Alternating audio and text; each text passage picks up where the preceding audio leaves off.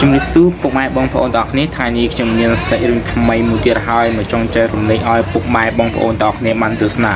ហើយរឿងមួយនេះវាមានចំណងជើងថាក្រុមស្នេហ៍ពូកែវាចាក់បញ្ចាំងនៅក្នុងទូរទស្សន៍ PPCTV បងប្អូនហើយវាចាក់បញ្ចាំងនៅថ្ងៃទីថ្ងៃច័ន្ទដល់ថ្ងៃសុក្រហើយម៉ោងគេចាក់ផ្សាយម៉ោង